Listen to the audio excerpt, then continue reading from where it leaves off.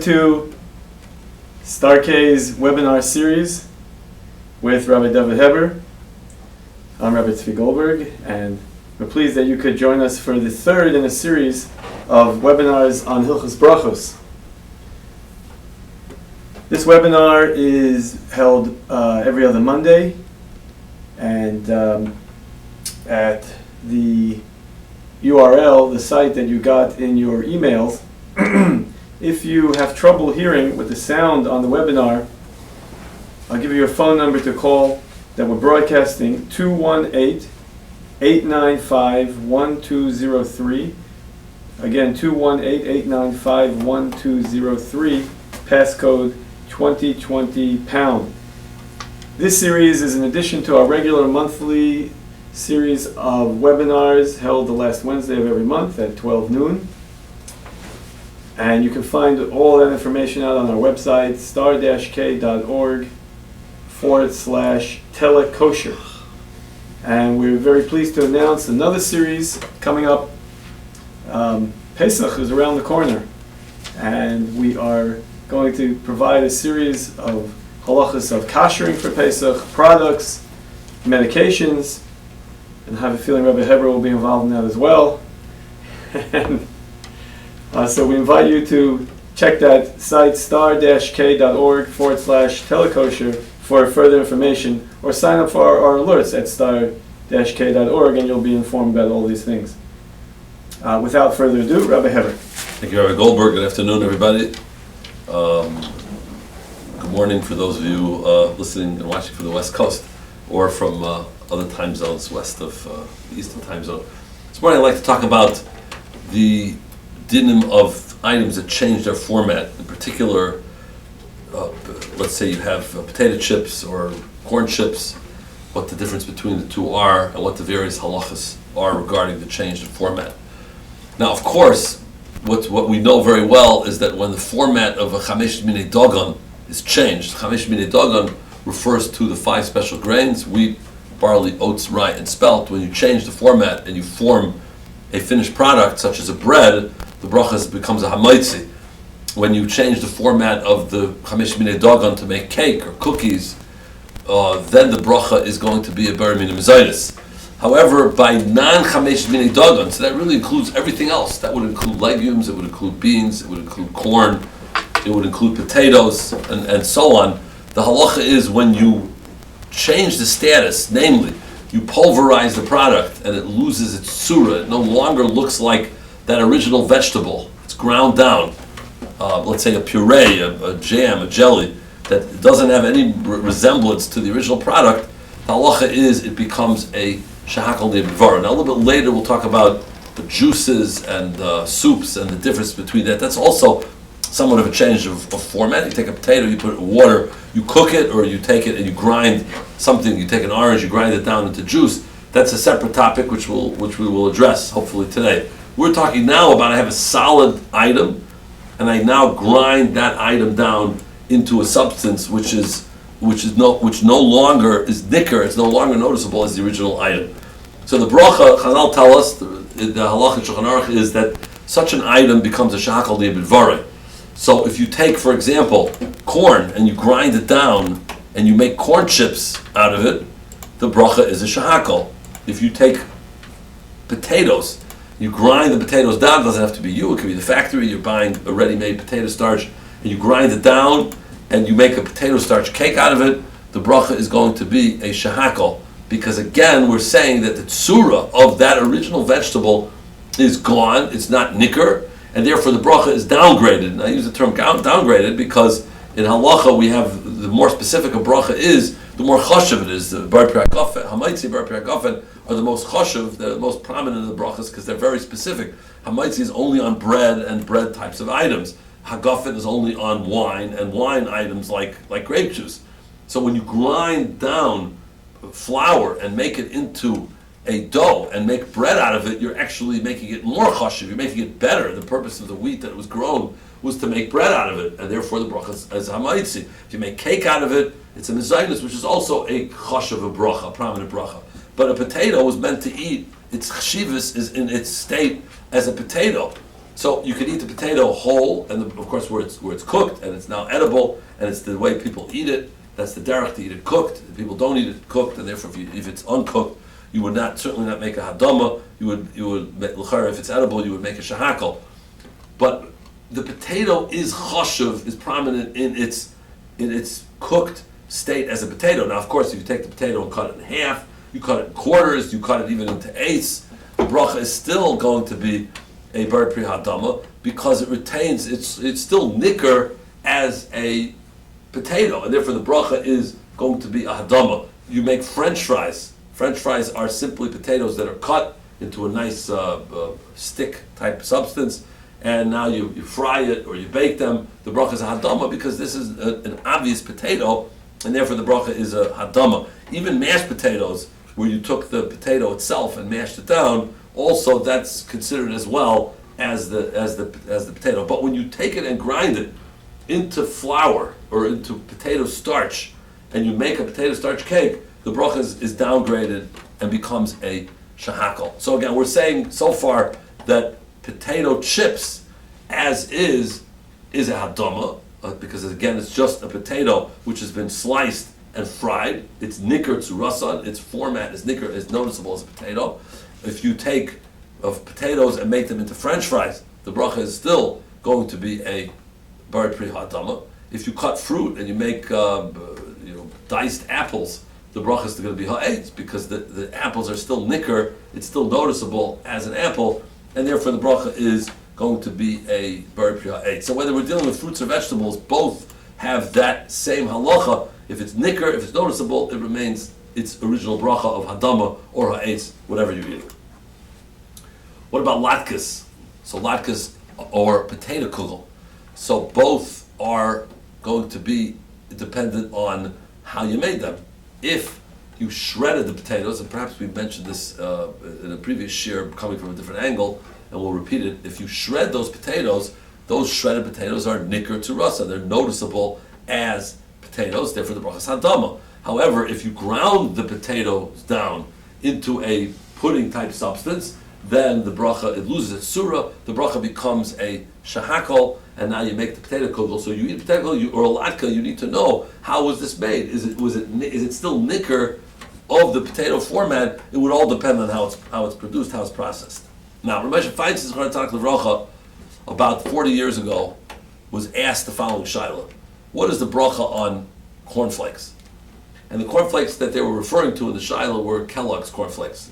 Kellogg's cornflakes, as well as some other brands, are produced from rolled corn grits.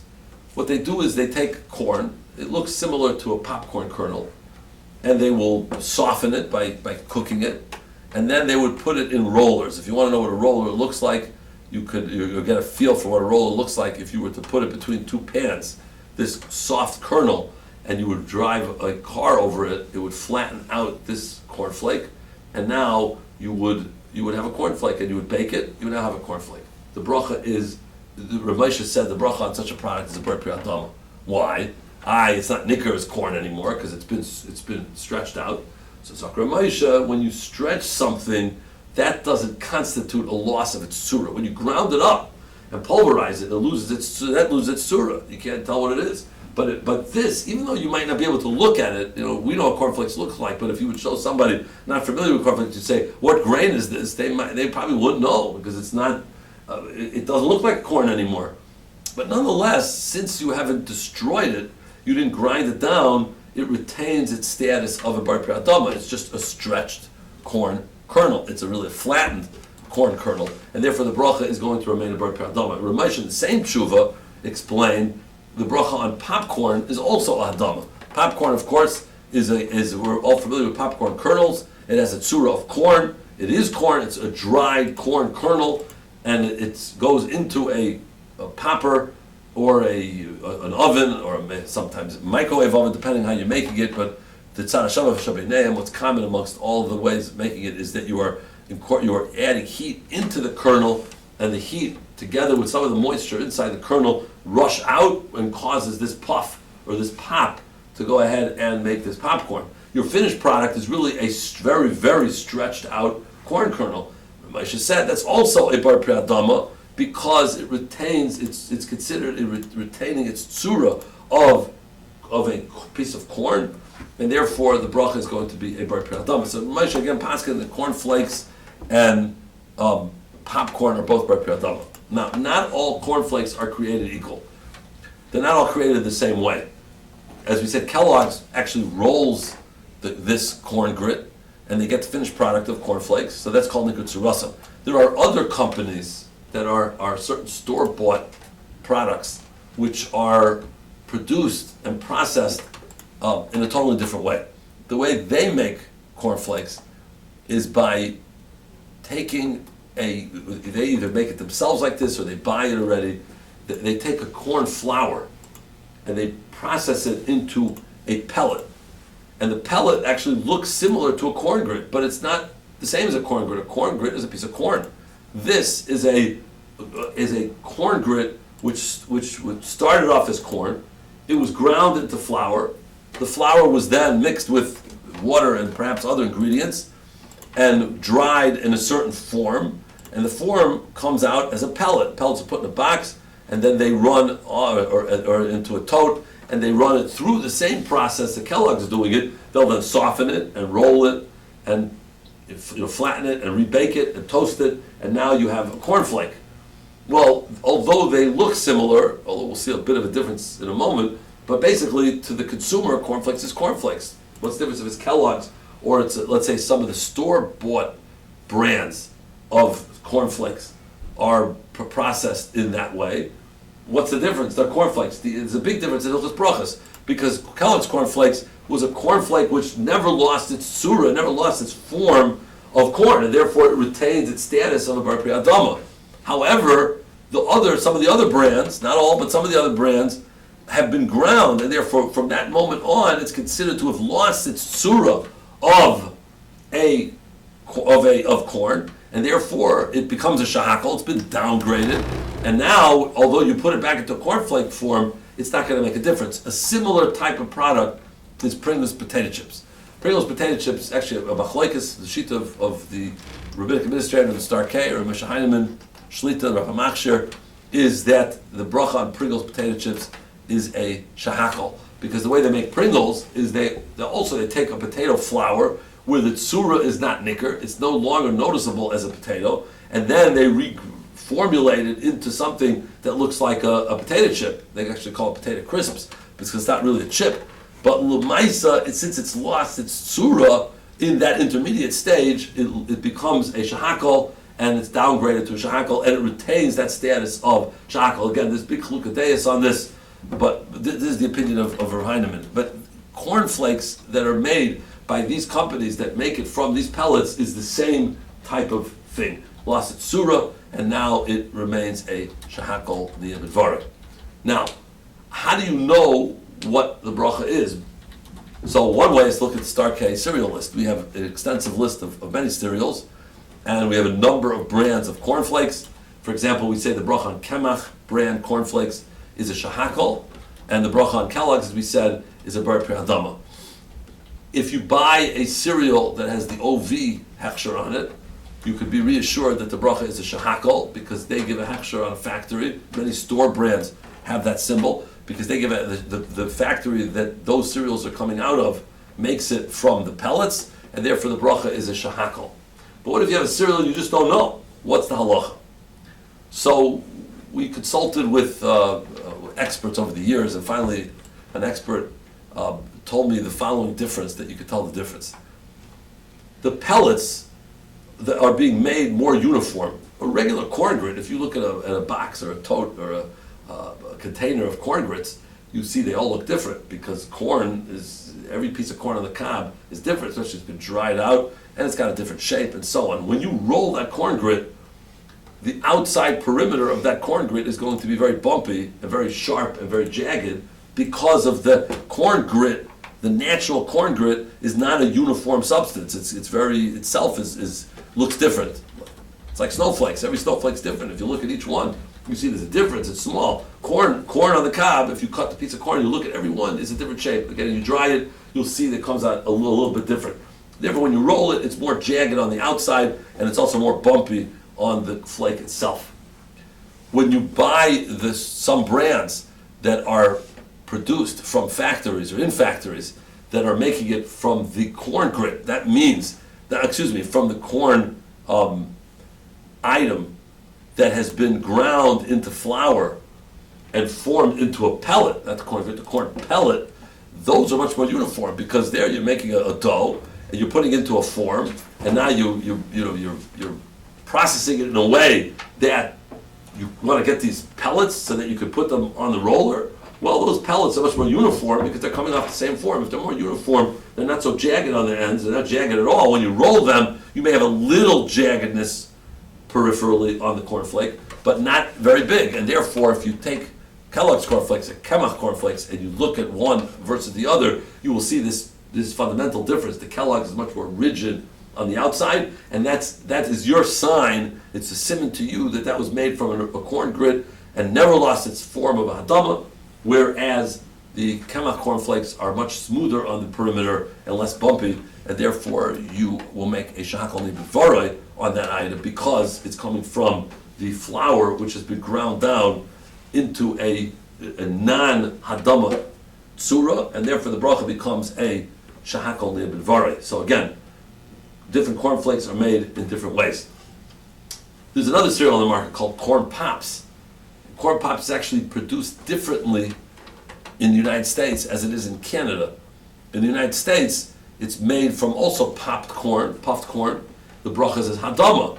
In Canada and other, I think, international locations, it's actually made from corn flour, and therefore, once again, the bracha is shahakal. So here you have same company, same product, and yet there's a fundamental difference in the bracha rishayna, because in some places in America they're making it as a puffed item, and in Canada they're making it as a item from flour or other countries, and therefore the bracha is going to be different because they are made at different factories in different ways, and therefore the bracha changes because of that. Now, the din is that all of what we've said applies to when you ground down this substance. We spoke about potato kugel, we spoke about potato chips and Pringles.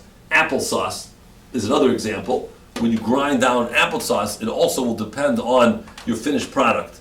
If the applesauce is made in a way that your finished product is not nicker, it's not noticeable pieces of apples, the bracha becomes a shahakal nibidvarei. However, if there are pieces of apples, we say that the apples are nicker, and therefore the bracha is going to be a bar priya eitz. There's a saying in halacha. It's actually an industry saying that the home style applesauce is a eitz, and the regular applesauce is a shahakal. Now, there's nothing more kaddish about home style. It really is referring to the finished product. Home style applesauce typically has the pieces of apples in it, and therefore the bracha remains a bar priya eitz, whereas the regular applesauce that you would make is a shahakal. Now, not to say that if you make it at home, it's necessarily ha'etz, but typically at home, it's not as efficient as it is in a factory, and therefore most home applesauce will be ha'etz. But indeed, if you ran it through a blender or a food processor in a way that the apples are no longer nicker, the bracha is going to be a shahakal niyabidvaroi because it's lost its surah. Pureed fruit, if you eat totally pureed fruit which has been pureed, the bracha also will be a shahakal because again the tzura is not nicker. Peanut butter is a good shaila. There are many paiskim that hold peanut butter is a shahakal, smooth peanut butter, because it's lost its tzura. Perhaps the chunky peanut butter is a shaila because some say that the peanut butter itself is a shahakal and they reintroduce the peanuts. They don't leave behind chunky peanuts. They are actually introducing peanuts into the peanut butter, and maybe those peanuts are tuffle, they're secondary to the peanut butter, and therefore the bracha should be a shahakal even on chunky peanut butter. And then the other extreme, there are those that say the bracha on peanut butter itself is a hadama, because the derech of the fruit is to make it into a peanut butter. In other words, this leads to a different introduction to a different halacha, and that is when you grind something down, the bracha is a shahakal. However, if the derech, if the normal way of eating this fruit or vegetable is in its ground state, and there are those that argue that peanut butter, most peanuts are grown in the industry to make peanut butter, especially the species of the peanut butter is going to be the derech is if it's ground in a way that it's now pulverized, that's the way people eat it. The derech of peanuts is to make it. Most peanuts are ground up to make peanut butter, and therefore the bracha should be a hadama. It doesn't lose its chshivas, and therefore the bracha is hadama. The opinion of Rabbi Shlita is that it's still a shahakol because it's not really so much of a derech to eat, even though people do eat a spoon of peanut butter here and there. The derech is really is a tuffle. So most of the time the shaila is not relevant because typically peanut butter is spread onto something else and is tuffle. But if one would take a spoon of peanut butter, the bracha would be a shahakol because it has lost its surah of the peanut. Now, all of what we're talking about, as we mentioned, relates to when you grind something down. What is the bracha on soup? So soup also, one could say, is a vegetable which has lost its surah. Right? You eat a bowl of vegetable soup, you are eating a liquid which has lost its surah of a vegetable. Nonetheless, Chazal tell us in Brochos Daf Lamed Tes Amud Aleph, Maya de silka kasilka, the water of beets are like the beets. Umaya de lifta kalifta, the water of turnips are like a turnip. Umaya de kula shalki kakula shalki, and the water of all shlakais are like the shlakais itself. What does that mean? That means the maya refers to the cooked water. If you take beets and put them in water and cook them up, the water of the beets, the borscht, is like the beet itself, and therefore the bracha is hadama. You cooked the turnip in water, you have turnip soup, the bracha is hadama. Umaya de kula shalki, all vegetables are like the vegetable itself. So if you peas, the bracha is hadama. If you make split pea soup, the bracha also is hadama. You have potatoes, the bracha is hadama. You make potato soup, the bracha also is going to be a bar pri hadama. And the same would apply to vegetable soup. We consider the liquid of the soup to be chashuv like the vegetable itself, even though you're not necessarily eating the vegetables. Now, there's an exception to the rule, and that is if you discard the vegetable, then the bracha remains a shahakal. Now, you don't have to eat the vegetable. It's just that the vegetable cannot be discarded. So, like you have a pot of vegetable soup, you just take the broth and you eat that, and your spouse or your friend or your neighbor or the person sitting next to you or you later, you can eat the vegetables. You're not throwing them away. You're just not in the mood for them. The bracha on the broth, on the liquid, is a hadama. Certainly, if you ate it with the vegetables, certainly the bracha is as well going to be a bar pri hadama. So the bottom line is the bracha on vegetable soup is hadama unless you throw away the vegetable. A classic example of the throwaway vegetable is a glass of tea. You see, tea, as we all know, is made from tea leaves. Those leaves come from the ground. In theory, those leaves should be a bar pri hadama. But of course, since it's not the derech to eat the leaf as a leaf, you don't make a bracha. If one would eat tea leaves, one would not make a hadama.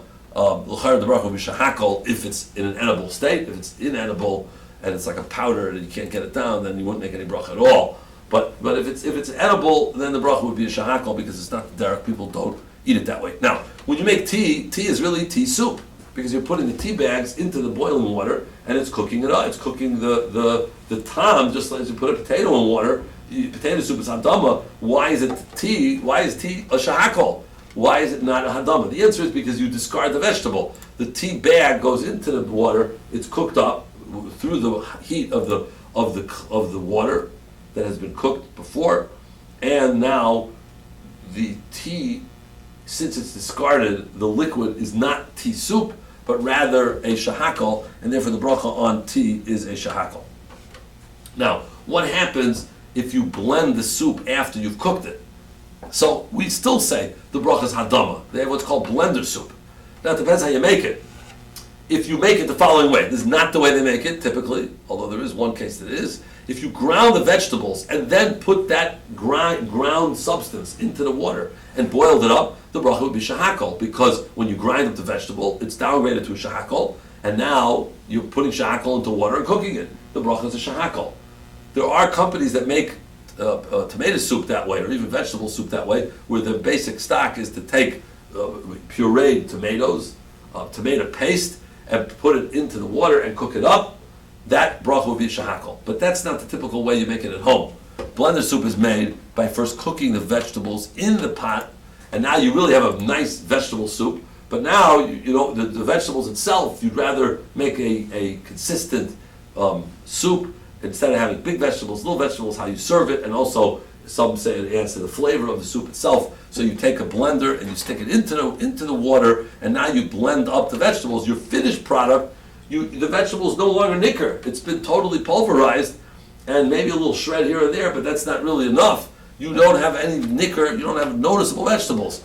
But the bracha is still a hadama, not because the vegetables really themselves have become shahakol, but because the liquid that you've cooked the vegetables in now gain the status of a hadam. It's kind of ironic that the water, which was originally shahakol, when you started your project, your cooking session, the water was shahakol and the vegetables were hadama, and by the time you're finished, it's the opposite. The water has become hadama because you cooked the vegetables into them, and the vegetable itself has been downgraded to a shahakol, but nonetheless it's tuffle to the water. You're eating vegetable soup in its entirety, and therefore blender soup that's made in that way, the bracha is going to be a shahakol nibidvarei. Now, one other important point, and that is the bracha on fruit juices is a shahakol.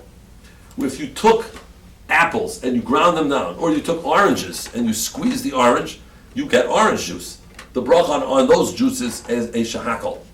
Now, the Rishonim were bothered by this because they asked, how is it that vegetable soup is a bar pri hadama and apple juice is a shahakol nibidvarei? I mean, if we're claiming that the liquid of the vegetable that's cooked, it's not even the vegetable itself, it's the tom of the vegetable going in the water, that is a hadama, so the fruit juice should be a bar pri ha'etz because you're squeezing the juice, and now you have the juice that's there. It should be no difference. What's the difference between apple juice and vegetable soup? We say vegetable soup is hadama, it doesn't lose its format, and yet the bracha on apple juice is a shahakol. So the Rosh answered this question. It's really machlokes Rosh and Rashba. We'll tell you the answer of the Rosh. The Rosh explains that juice is zeya ba'alma. Zeya ba'alma means schwitz, or sweat. The fruit in and of itself is the flesh of the fruit. That is the chshivas. That is the prominent part of the fruit. If you squeeze it, you're just getting the sweat of the fruit out of it, and then you grind it up, so it's lost its surah. So what do you have when you have apple juice? You have the sweat of the apple, which is shahakol, and you have the pulverized apple, which both are shahakol. Your finished product is going to be a shahakol.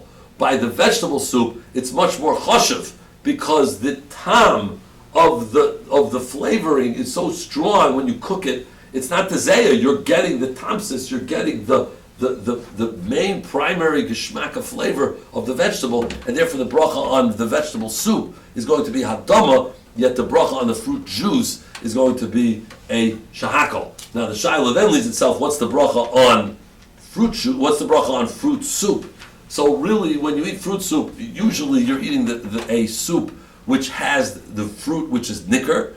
It is still noticeable in the soups. If you have fruit soup with floating fruits floating around, we would say make a bar pri ha'etz on the fruit, and now you will pater the liquid because of the fruits that are there and are still nicker. Technically, if you had fruit soup where you ground down the fruit and there's no fruit nicker whatsoever, so based on this machlokes rishonim here, misafek, one would actually make a shahakol. So for example, if you drink the liquid from a pineapple juice can, so if you ate the pineapples, make hadama, you pater the juice, nicker and tuffle. But if you're one of those people that just like to drink the juice from the can of the pineapple, everyone else eats the pineapples, and you just drink the juice, the bracha would be a bar pri hadama. Ultimately, because we say by fruit, it doesn't retain the same chshivas as the case by the vegetable, which is really based on this discussion in the Rashba that we just touched the tip of the iceberg regarding the halacha. Now, of course, wine and grape juice are also squeezed grapes, but there, as we said, it's much more chashuv. It goes up in bracha, and therefore the bracha, of course, is a bar pri hagafen. Whereas by other fruits, we consider an orange in its chashuv state is as an orange, and if you squeeze it and make juice, you're just getting the zeya of it, and the bracha is downgraded to a shahakol nibidvarei in that case. There is the machlokes. What happens if you just suck the fruit? In other words, you took, like kids take orange peels and they stick it on their mouth and they suck out the liquid. The chulkadeis, it's machlokes between Pri Chadash and the Rav Shulchan Aruch. Kaddish holds it's bar pri'ates because you're really eating the fruit itself. The Rav Shulchan Aruch holds it's a shahakal. In that case, there are others like the other shitas that say, in this case, if you actually chewed on it, the Kaf HaChaim says if you chew on it, that's for sure a ha'etz. So if you took a fruit and you chewed on it and you got the liquid from it, that's a ha'etz, even if you spit out the pulp. But the bracha is going to be a bar ha'etz in that case. But if you just sucked it out, that's really only a liquid. Certainly the bracha on orange juice, with the pulp in it, is also shahakal, because we consider the pulp not to be nicker to rasan, and therefore the bracha is a shahakal. Questions? Okay, Rabbi Heber, we do have a few questions here. What about oatmeal cereal? Okay, the bracha on oatmeal cereal, so oats are chamesh minei dagan, and any chamesh minei dagan which has been ground up does not lose its chashivas if you take chamesh minei dagan, again, wheat, barley, oats, rye, or spelt, and you grind it up and you cook it into a bowl of oatmeal or a bowl of cream of wheat, or you make pasta out of it, spaghetti, or you make cake out of it. All of the above are bar minim zaynas, because the ground chamesh minei dagan made into a finished product is more chashiv, and therefore it goes up from a status of really being a hadama, a raw oat kernel is a hadama. It's actually oil that goes up to become a mezainis. Non chamesh minei dagan, as we said, begins as a hadama, also goes from the ground. If you grind it up, it actually goes down in its chashivas and becomes a shahakal. So follow up to what bracha would you make on oatmeal flakes? I'm not sure if that means flaked cereal is a mezainis, because flakes are typically formed into some sort of substance and heated in a way which makes it into a mezainis. Heated, usually there's water involved, and the bracha is going to be a mezainis. So any flaked cereal with chamesh minei dagan in it is going to be a mezainis, because it's baked into a finished product, no different than a piece of cake. Again, it may have a little bit halachic status different, but both are chamesh minei dagan that have formed into a finished product that is good to eat and is a bracha of mezainis. If you eat dessert made up of applesauce and small pieces of strawberries. Okay, the question is, I assume the question is, it was mixed into one item. In other words, that's the dessert. If that's how you're served that item, you would have to make that bracha. Again, I assume you're speaking about a case of dessert at the end of a meal that began with hamaitzi. So we hold that those types of items require a bracha at the end of the meal for dessert. It would really depend in that case on the rive. What do you have a majority of? Do you have more applesauce, or do you have more strawberries? If it's 50-50, it would seem to be you'd make two brachas. You make the adama and the shahakal. If it's mostly strawberries, but you're putting in some applesauce just to add flavor to it, then the applesauce is tuffle to the strawberries, so you would not make a bracha on the applesauce. If you have a lot of applesauce and there's a couple of floating pieces of strawberry in there, then the strawberry is tuffle to the applesauce, and you would make a shahakal of the applesauce and pot to the strawberries. Vegetable soup that has barley also. Okay, that's a good question. So mushroom and barley soup with vegetables is a big shiloh in the paiskim. It gets into the din of shlakos by barley. What I recommend in this case is as follows. The barley is a mezainis. It's called sheyesh bay. We learned in the halachos of ikar and tafel. We learned that the bracha is a mezainis, even if it's not the rive. So you're certainly going to make a mezainis on this. The shaila is, what do I make on the liquid and what do I make on the vegetables? The liquid is a big suffix in halacha. There's a shaila whether the shlakais of barley are like the barley itself, or maybe they're not. It's only a din in vegetables. So I recommend in that case just make a shahakal on your drink. Typically you're not going to eat a bowl of soup without a drink. Make a shahakal on the drink. And finally the vegetables would depend on how much you have. If you have a little bit of vegetables, they're tuffle to the barley. If you have big vegetables and a lot that's there, then they're nicker in their own right, then you should make a second bracha of a bar priyadama, because they're considered as two products in the bowl, namely barley and vegetables. Which leads me, by the way, and I didn't mention this, the bracha on crispix, which the bracha on crispix is two brachas, because crispix is a rice on one side, corn on the other. The rice on the one side is mezainis. The corn on the other is made from little corn pieces that are nikar tzurasan, and therefore the bracha retains its status of a hadama. And now you have rice on one side, hadama on the other side. Neither are an ikar, neither are tuffle, neither are primary, neither are secondary. They're both primary, so to speak. Not that neither are primary, both are primary, and therefore you make a mezainis on the rice. The easiest thing is to take off a little bit of the dark side, which is the rice, make a mezainis, eat the mezainis, then make a bar dama on the lighter side and eat the corn side, which is the lighter side, and that would be the bracha. Now we contrast the crispic side, which is a hadama, to another similar cereal called corn checks.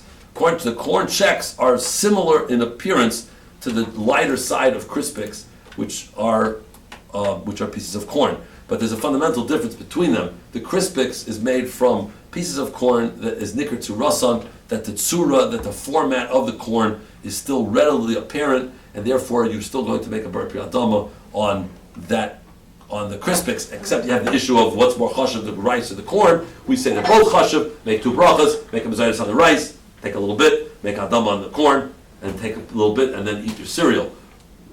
The corn checks is made from pieces of corn that have lost their tzura, and therefore they are now a shahakal in that case. So the bracha there is a shahakal because it's no longer nikr tzurasan. The corn is no longer noticeable in the corn. It's like corn chips to a certain extent that have lost their tzura of corn, and therefore the bracha is downgraded to a shahakal.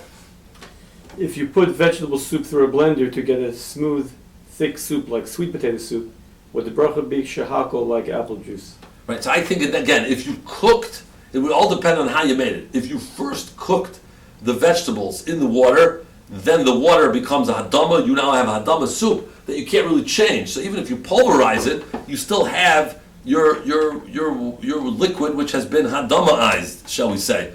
And therefore that will retain its status of a hadama, even though the in your case, the sweet potatoes are no longer noticeable as sweet potatoes. The liquid has the hadama taste, it's shlakais, and therefore the bracha is hadama.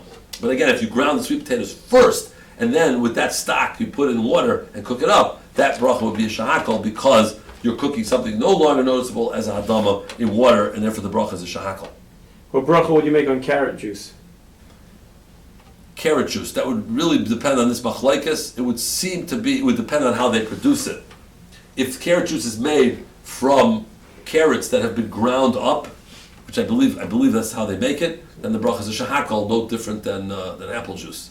If the carrots are really cooked first into some sort of soupy substance, then it would be perhaps different. But again, it seems to be that they're just ground up as is.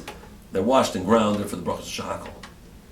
Okay, thank you, Rabbi Heber. You want to give us a preview of the next time, Mr. Hashem, we'll talk about the bracha of hamaitzi and its kayach of hamaitzi. Meaning, when a person makes a hamaitzi, as is well known, the hamaitzi covers the entire meal.